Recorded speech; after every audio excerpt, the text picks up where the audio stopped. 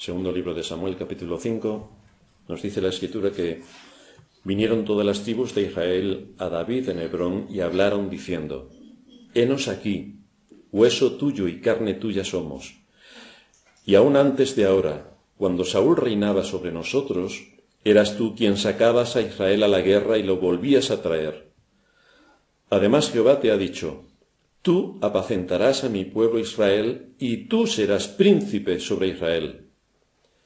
Vinieron pues todos los ancianos de Israel al rey en Hebrón, y el rey David hizo pacto con ellos en Hebrón delante de Jehová, y ungieron a David por rey sobre Israel.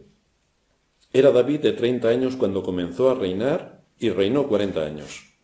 En Hebrón reinó sobre Judá 7 años y 6 meses, y en Jerusalén reinó 33 años sobre todo Israel y Judá. Hemos podido ver cómo la providencia de Dios ha usado las malas acciones de hombres perversos y sanguinarios para cumplir sus propósitos divinos. Es decir, ha muerto Isboset, rey de Israel, asesinado en su cama, ha muerto el general Abner a manos de Joab, general del ejército de David, y por lo tanto estas dos personas que estaban limitándole su acceso al trono han muerto. Pero vemos así también cómo Dios usa el pecado del hombre para cumplir sus propósitos eternos. A pesar de las malas acciones, de los asesinatos que han sido cometidos, Dios va a usar todas estas acciones para cumplir su propósito de que David sea el rey de Israel, como ya había profetizado a través de Samuel el profeta. Reconociendo esta situación, cómo Dios gobierna sobre la providencia y cómo Dios cumple sus propósitos, Nabucodonosor, en el libro de Daniel capítulo 4, versículo 35, después de que ha tenido aquella experiencia de ser una bestia más, cuando su razón le fue devuelta, dice: todos los habitantes de la tierra son considerados como nada, y él hace según su voluntad en el ejército del cielo y en los habitantes de la tierra, y no hay quien detenga su mano y le diga: ¿qué haces? Aquí lo que está reconociendo Nabucodonosor, que Dios hace su voluntad en los cielos y hace su voluntad en la tierra, lo está reconociendo Nabucodonosor. Resulta que en esos días el 99% de los que se llaman cristianos no lo reconocen, porque Dios no ejerce su voluntad sobre los hombres, porque cada hombre es libre para elegir lo que quiere o lo que le conviene en cuanto a la salvación. Es curioso el dato. En el segundo sermón hablaremos más sobre esto. La voluntad de Dios para este mundo se cumple de una manera ciertísima. Por mucho que la gente hable de su libre albedrío, al final la voluntad de Dios permanece. Al final la voluntad de Dios se ejecuta. Esto no evita la responsabilidad humana, no evita que somos agentes morales y que tenemos que actuar de acuerdo a la ley de Dios. Ley que Dios puso en la conciencia de todo hombre en la creación. Todo ser humano tiene un deber que hacer y una responsabilidad que asumir. Por lo tanto, no podemos atribuir a Dios despropósito alguno cuando alguien, a causa de sus malas decisiones, de su mal corazón o de su conciencia cauterizada, hace algunas cosas que son contrarias completamente a Dios y a su palabra. Ellos son agentes libres para tomar decisiones. Otra cosa es el libre albedrío, que tiene que ver con aspectos morales de la salvación, y que esto exclusivamente está en las manos de Dios. Pero el vivir en este mundo de acuerdo a lo que Dios enseña en su palabra, esto es algo que cada uno de nosotros tiene la libertad de poder llevar a cabo, porque entra dentro de su criterio. En los capítulos 3 y 4 nos hemos encontrado la providencia de Dios trabajando para que el propósito divino de que David accediera al trono de Israel se fuera llevando a cabo. Tanto el hijo de Saúl, Isboset, como el general Abner han sido asesinados por medios ilegales, cumpliendo propósitos perversos en contra de la voluntad de David. Han entrado en juego estas terceras personas que han abierto el camino para que David tenga acceso al trono. Así que hoy vamos a ver cómo a través de estas muertes David accede al trono, y vamos a ver tres aspectos en nuestro sermón. El primero, cómo David no solamente es rey de los judíos, sino también es rey de Israel. El segundo, cómo Jesús no solamente es rey de los judíos, sino también es rey de Israel. Y el tercero, cómo Cristo es exactamente el rey, con mayúsculas. Se acabó de quién, es el rey. Así que vamos a ver en primer lugar a David como rey de los judíos y rey de Israel. Habían pasado más de 7 años desde la muerte de Saúl. David había esperado pacientemente. Él no fue corriendo para coger el reino a pesar de que Samuel le había ungido para ser el rey de Israel. Esperó pacientemente. No quiso ir más rápido de lo que la prudencia exigía, lo cual pudo ser percibido de alguna manera por parte de Israel como debilidad. Pero David estaba actuando con sabiduría, estaba actuando con prudencia. Ya vimos que había una matización importante cuando los ejércitos de Israel, 11 tribus, frente al ejército de Judá, una tribu, estaban enfrentando porque había una guerra civil. Nos decía el capítulo 3 de este libro segundo de Samuel, que hubo una larga guerra entre la casa de Saúl y la casa de David. Pero David se iba fortaleciendo y la casa de David se iba debilitando. Por lo tanto, 11 contra 1, resulta que el 1 ganaba contra los 11. Goliat contra David, y resulta que David gana contra Goliat. Después de todos estos acontecimientos sangrientos que encontramos repartidos en todo el país porque hay una guerra civil, David accede finalmente al trono de Israel. Las 11 tribus restantes sufrieron en su propia carne la rebelión a la que se sumaron para no querer aceptar el señorío de David como rey de Israel, y sufrieron 7 años de guerra civil.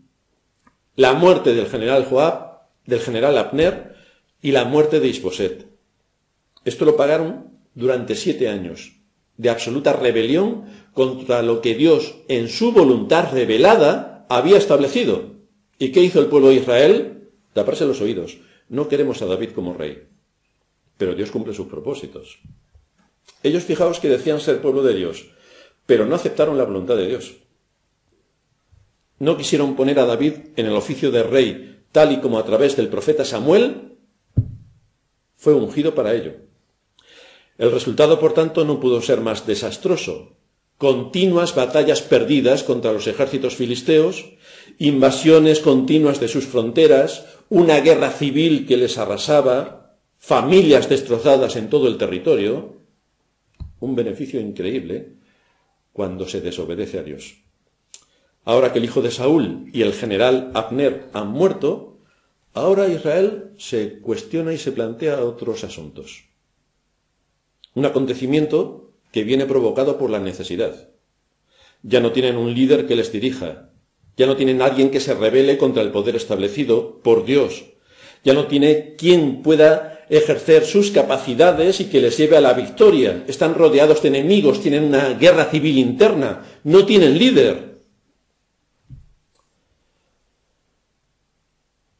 ¿O sí? Han visto la prosperidad de Judá, han visto que cada vez que salen a la guerra, a la batalla, vencen la batalla, han podido observar que David ha actuado con integridad, han visto en el entierro y el funeral del general Abner que ha hecho un funeral de Estado, han visto el respeto profundo que David ha tenido hacia Isboset, el rey de Israel, y cómo a pesar de que era un rey ilegítimo, David lo ha respetado, y todo esto no ha pasado desapercibido a los ojos de todo Israel.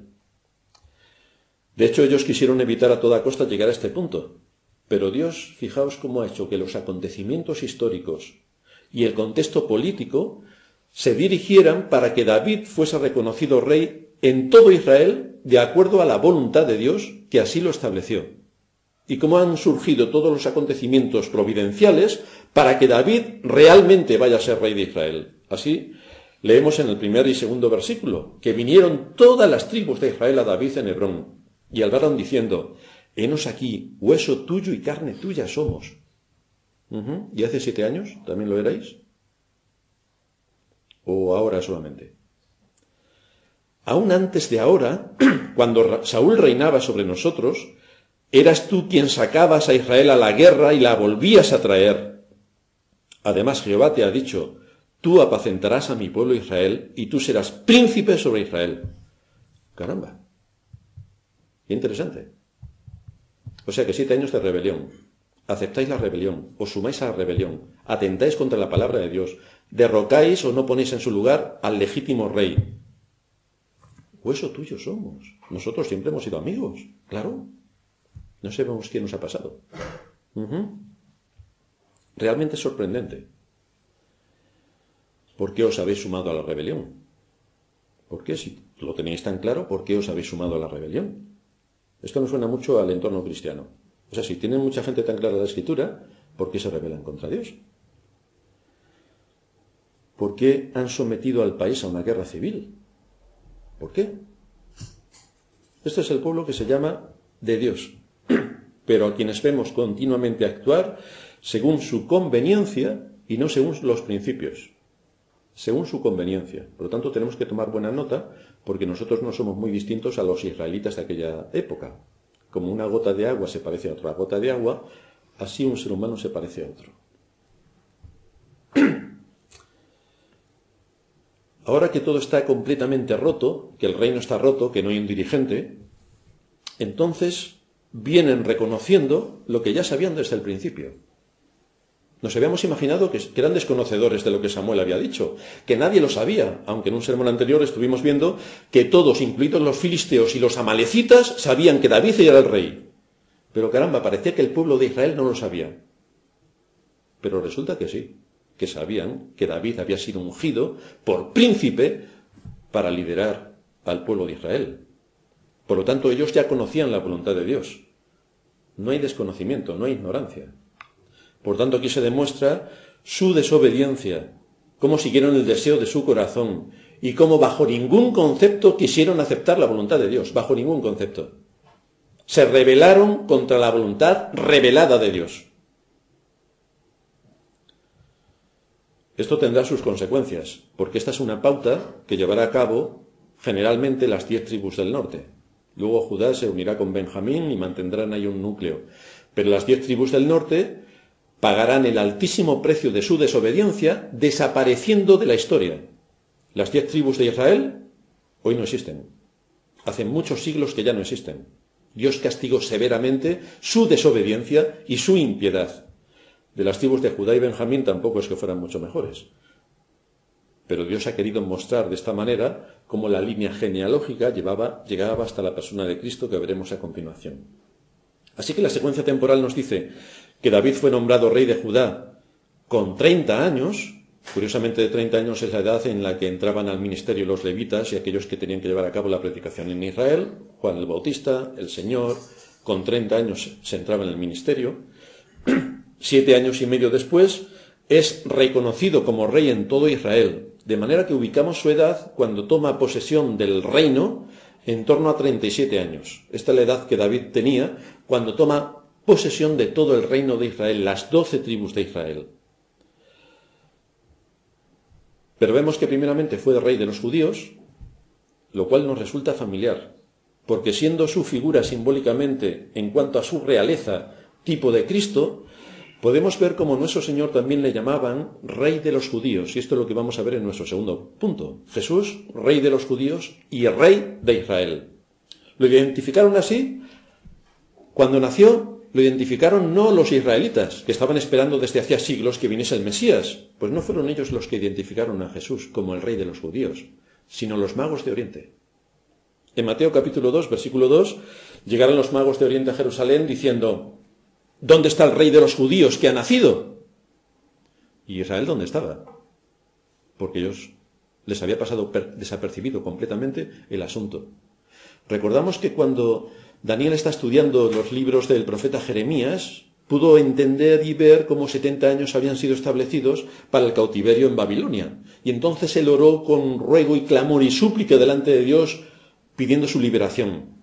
Pero Daniel estaba estudiando los libros, estaba estudiando las Escrituras. Aquí vemos a Israel, que decía estar esperando al Mesías. Bueno, todavía lo están esperando y van a esperar mucho más.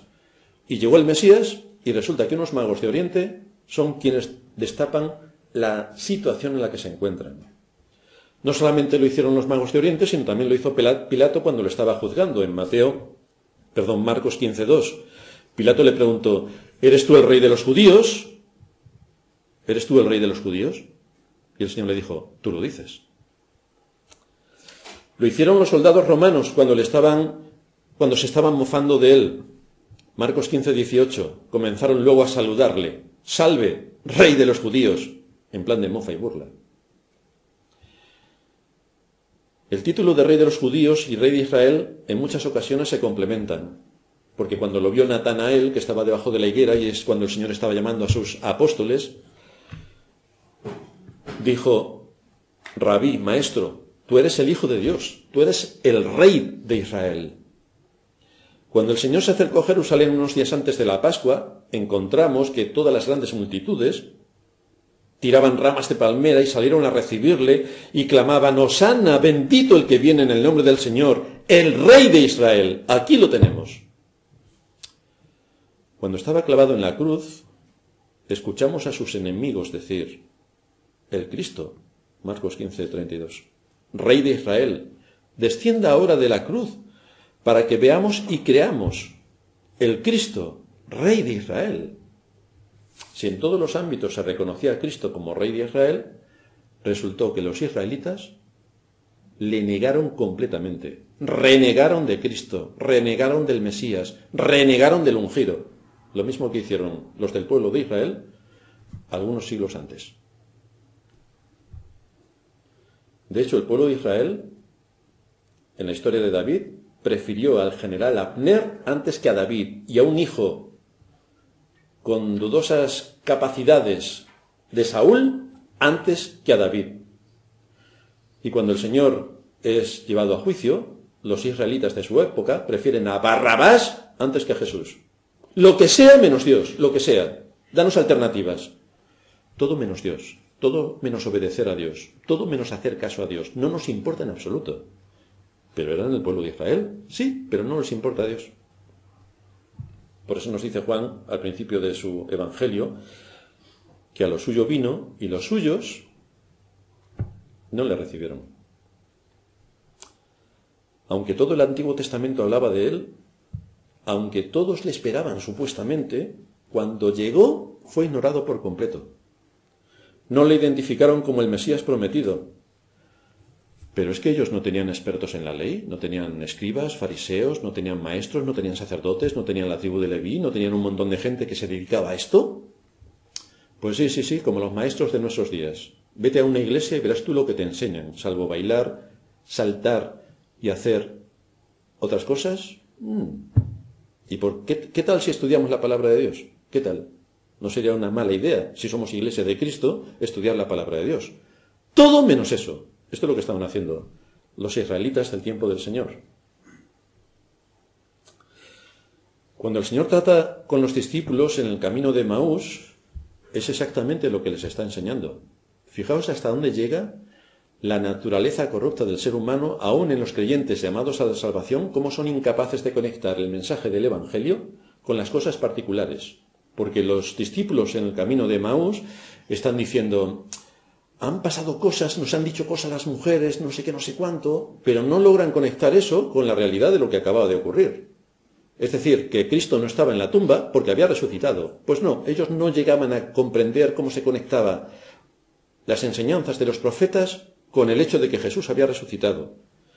Y entonces el Señor, nos dice Lucas 24-27, comenzando desde Moisés, no se puede comenzar antes, porque Moisés escribe el Pentateuco, comenzando desde Moisés y siguiendo por todos los profetas, les declaraba en todas las escrituras lo que de él decían. ¿Tan ignorantes sois? ¿De verdad que sois tan ignorantes? Han pasado cosas en Israel, pero no sabemos qué ha pasado con Cristo. Pero si lo están anunciando desde Moisés, si desde Génesis se anuncia, ¿cómo puede el pueblo que se llama de Dios ser tan enormemente ignorantes? Bueno, si le llamamos ignorantes a los que había en aquel tiempo, los de hoy ya no son ignorantes. Ya nos falta vocabulario para describir la situación en la que el pueblo que se llama creyente tiene hoy, en cuanto a su conocimiento de Dios. Si tan solo hubieran estudiado con rigor las Escrituras, le habrían reconocido. Pero como se negaron tajantemente a entender las Escrituras e interpretarlas correctamente, pues evidentemente Cristo no fue reconocido. Ellos esperaban, ¿qué es lo que esperaban? ¿En qué situación nos encontramos? Bueno, hoy nos encontramos a la gente hablando del milenio, de los 1000 años, de que a Satanás lo van a atar con no sé cuántas cadenas y que luego Satanás no podrá salir de un pozo y que luego vendrá una resurrección, después la resurrección y después la resurrección y después no sé cuántas resurrecciones más, a ver si ya llega el fin, por fin. Pues igual estaban los israelitas. ¿Qué es lo que ellos esperaban? Esperaban un general. ¿En qué situación estaban ellos? Su contexto político y social, ¿cuál era? Estamos dominados por los romanos. Los romanos existen desde el año 600 a.C., que fueron un reino, después se convirtieron en república, en el año 27 a.C. ya era imperio. Por lo tanto, estaba en desarrollo el imperio, con un dominio de todo el mundo conocido extraordinario. ¿Y ellos qué pensaron? En nuestra situación, nosotros lo que necesitamos es un general que nos lleve a la victoria, donde Israel pueda ser el que domine todo el mundo. Este es el reino que ellos estaban esperando. Por eso, malinterpretando todo esto y lo que había en la mente de aquella gente, la madre de Pedro y Juan, creo recordar, o de Pedro y Jacobo, no recuerdo bien, le dice al Señor, Señor, en tu reino, que uno esté a tu derecha y otro a la izquierda. Es decir, vamos a asegurarnos aquí a nuestros hijos que estén gobernando, porque esperaban un reino físico. Es decir, ha venido el rey de Israel. A ver cuándo empezamos. A ver cómo se organizan los ejércitos y a ver cómo vencemos al imperio romano. Esto era lo que estaba en su mente. Pero vamos, si nos vamos hoy a la iglesia, hoy ya no sabemos ni de qué están hablando. Porque tienen tal empanada mental que de la escritura no se dice nada. Solamente son imaginaciones esotéricas puestas por no sé de quién en la mente de esta gente. Así que ellos esperaban a este general que, por supuesto, no correspondía con lo que ellos tenían en mente, y así que no pudieron identificar a aquel que venía subido en un pollino para entrar en Israel, cuando ellos pensaban que vendría en un caballo blanco seguido de legiones enteras de soldados para defender a Israel del tirano Roma. Sin embargo, la promesa tenía que ver con otras cosas. No era una promesa humana respecto a un rey humano, sino era un rey verdadero que cumpliría su misión de derrocar a los enemigos del hombre, no a los enemigos políticos de Israel, sino a los enemigos espirituales del Israel espiritual. Así que tenemos una promesa que Dios ya hizo en los tiempos antiguos desde Génesis y que a lo largo de todos los profetas se va materializando. Jeremías, por ejemplo, en el capítulo 33, versículo 17, nos dice, así ha dicho Jehová, no faltará David varón que se siente sobre el trono de la casa de Israel. Y esto se cumple, evidentemente, en la persona de Cristo. Y al igual que David, las profecías que tenían que ver con David llegaban también hasta la persona de Cristo. Judá, cuando está dando la profecía sobre sus hijos, Jacob, cuando está dando la profecía sobre sus hijos, dice en Génesis 49, 10, no será quitado el cetro de Judá, ni el legislador de entre sus pies, hasta que venga Silo, y a él se congregarán los pueblos. Pero todo esto mal interpretado puede dar a entender que estamos esperando un general, cuando aquí está hablando de los enemigos del hombre. El pecado, la muerte y Satanás. Estos son los enemigos del hombre. Este es el reino. Estamos en el reino de las tinieblas. No estamos en el reino de Europa occidental, ni en el reino de España. Estamos en el reino de las tinieblas. Y Cristo viene a combatir el reino de las tinieblas. Mateo también es curioso porque inicia su evangelio con unas citas bastante interesantes, porque establece en el primer capítulo la genealogía. Desde las primeras palabras con las que abre su evangelio, quiere mostrar que Jesús de Nazaret era el Cristo que ellos estaban esperando. Y por eso lo llama Jesucristo, Jesucristo, el Salvador ungido por Dios, como David, que fue el príncipe de Israel, ungido por Dios. Y para demostrarlo, Mateo comienza a citar la genealogía para que se pudiera ver de qué manera Jesús cumple todo lo que la ley y los profetas establecían respecto al Mesías, el ungido, el esperado. Fijaos que en el versículo primero dice, hijo de David, hijo de Abraham. Jesús, hijo de David. Rápidamente nos lleva al rey de Israel. El autor, desde luego, quiere destacar que este Jesús, el Mesías, es el heredero legítimo del trono de Israel. Aquí tenemos al heredero.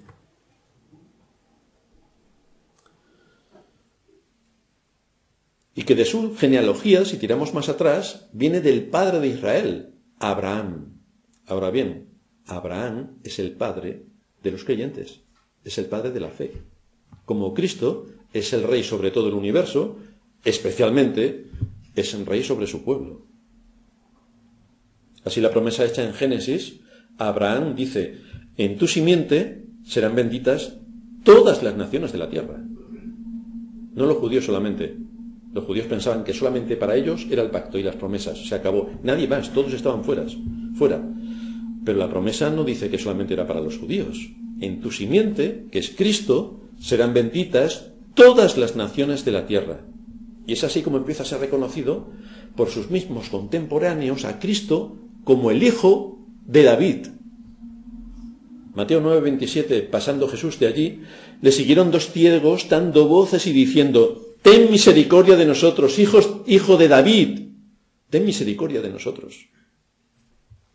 Mateo 12:22, entonces fue traído a él un endemoniado ciego y mudo y le sentó de tal manera que el ciego y mudo, y le sanó de tal manera que el ciego y mudo veía y hablaba, y toda la gente estaba atónita y decían: ¿será este aquel hijo de David? O sea que resulta que los del pueblo llano tenían más conocimiento que los maestros, porque sí que estaban identificando a Cristo como el hijo de David, el que había sido prometido, David, de cuya descendencia directa vendría el Cristo. Mateo 21:9, y la gente que iba delante y la que iba detrás aclamaba diciendo: ¡Hosana al hijo de David! De manera que vemos cómo este nombre es un indicativo de su genealogía como rey, ya que era el hijo de David, aquel que afirmaría la casa y el trono de David para siempre. Otro texto de interés aparece en Lucas 1:30, cuando el ángel le está anunciando a María al Señor, el nacimiento. María, no temas, le dice el ángel, porque has hallado gracia delante de Dios, y ahora concebirás en tu vientre. Es curioso lo que dicen los católicos sobre esta gracia. Has hallado gracia delante de Dios, por lo tanto María, sin pecado concebida, y empiezas ahí a liarte que no veas. Gracia delante de Dios la tienen todos los creyentes, no María por ser María, sino que Dios derrama su gracia a los creyentes. Si María era creyente, lo era porque la gracia de Dios se había derramado sobre ella. Concebirás en tu vientre y darás a luz un hijo, y llamarás su nombre Jesús. Este será grande y será llamado Hijo del Altísimo, y el Señor Dios le dará el trono de David, su padre, y reinará sobre la casa de Jacob para siempre, y su reino no tendrá fin. El ángel lo que está diciéndole es una síntesis de lo que los profetas ya han estado hablando.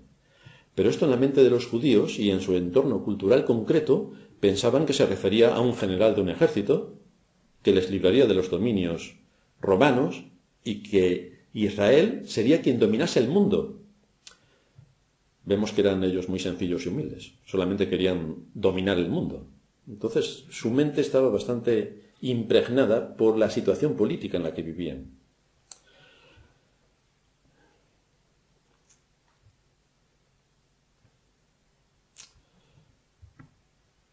Por cómo es Cristo y todo lo que tiene Cristo, y uno de los oficios de Cristo es el de rey. Esto es lo que vemos en nuestro tercer punto. Cristo, el rey.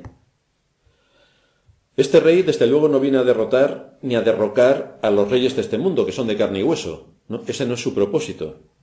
Viene a librar al hombre de sus más terribles enemigos, que no es otro igual que el de carne y hueso. No. Los enemigos del hombre son poderosísimos. Es a esos a quienes él, que tiene el poder, viene a derribar, porque nosotros no podemos. Nosotros no podemos hacer nada contra Satanás. Nos sopla y ya no existimos. Necesitamos un rey que venga con poder para librarnos de nuestros enemigos. El pecado, la muerte y Satanás. Es un rey cuyo trono y cuyo cetro de poder es de tal magnitud que libra a su pueblo del reino y del poder del diablo. Esto es lo que hace Cristo.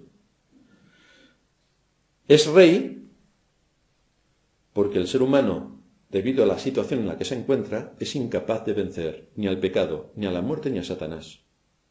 Necesitamos un rey que con su poder lidere y nos libre de nuestros enemigos. Si lo tomamos de forma simbólica, podemos ver cómo en esta historia, en la vida de Israel, se nos ilustra el proceso que se sigue en la conversión, porque hay un cambio de amo. Las 11 tribus de Israel servían a Joab, el rebelde, y a Isboset, rey ilegítimo. Hay unas situaciones convulsas que trae la providencia, y a la fuerza son llevados a someterse al señorío de David, a la fuerza, a la fuerza. No es por propia voluntad, no es porque están muy contentos, no es porque realmente quieren aceptar de buena gana que David sea el rey, sino que a la fuerza Dios los trae y los somete al señorío de David. Y esto es lo que pasa en la conversión. ¿Cuántos de nosotros alegremente, por nuestra propia disposición, amábamos a Dios? La Escritura dice que nadie ama a Dios, que venimos con una naturaleza corrupta, que somos enemigos de Dios, que somos hijos de ira, que estamos llenos de corrupción y que por nada del mundo nos acercaríamos a Dios. ¿Y qué es lo que hace Dios en la conversión? ¿Cómo presenta y planifica toda su estrategia para llamar a un pecador aborrecedor de Dios, muerto en sus delitos y pecados? ¿Cómo hace para arrancarlo de esa situación y darle vida? Es increíble. Pero esto es la conversión. Esto es la conversión. A un enemigo lo hace amigo. A alguien que vive en el reino de las tinieblas lo arranca del reino de las tinieblas y lo lleva al reino de la luz. Esto es exactamente lo que hace Dios en la conversión. Todos los que Él ha escogido para vida son arrancados de los brazos de Satanás y llevados al reino de Cristo. Pasan del reino de las tinieblas al reino de la luz. Son sometidos en contra de su voluntad porque ninguno de nosotros queríamos ser hijos de Dios. Ninguno. Y somos arrancados en contra de nuestra voluntad para que Dios sea honrado, alabado y glorificado por su obra en la salvación. Por eso estamos en condiciones de decir que cuando la obediencia a los mandatos y principios bíblicos no se lleva a cabo de una manera evidente y palpable, que es lo que debe mostrar ese cambio operado por el Espíritu Santo, cuando no hay una coherencia en la vida, que es andar en el camino de santidad de acuerdo a los principios y mandatos de la Escritura, es que ahí no hay salvación. Porque cuando el Espíritu de Dios opera en un corazón y lo trae a la vida, hay cosas que ocurren automáticamente.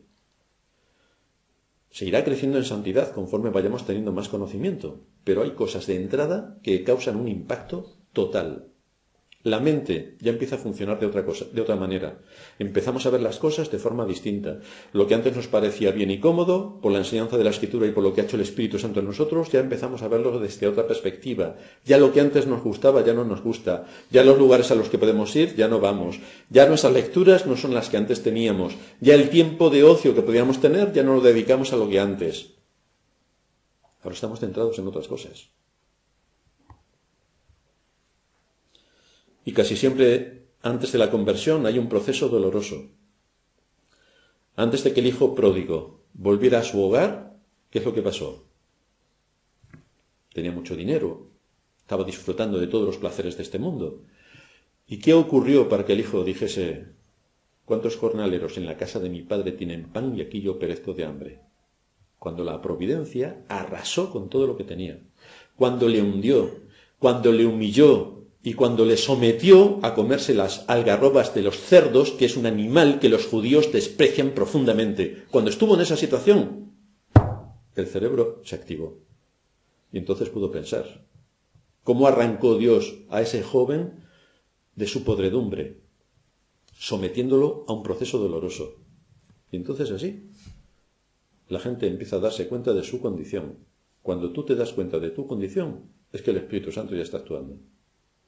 Porque si no hubiera actuado, estarías tan tranquilo. No pasaría absolutamente nada y vivirías como si este mundo fuese tu casa, cuando resulta que este mundo no es nuestro hogar. En Isaías leemos una confesión en este sentido, en el capítulo 26, versículo 13. Jehová, Dios nuestro, otros señores fuera de ti se han enseñoreado de nosotros, pero en ti solamente nos acordaremos de tu nombre. ¿Qué está hablando? De la conversión. Antes estábamos en otro amo, sirviendo a otro amo. Aquí no hay terreno neutral. Aquí o sirves a Satanás o sirves a Dios. Pero el terreno neutral no existe. Aquí no está Suiza. O sirves a Satanás o sirves a Dios.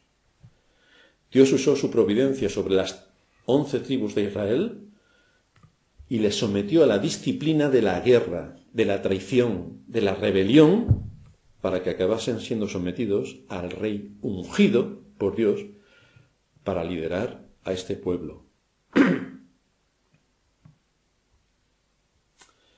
¿Qué podemos decir para terminar?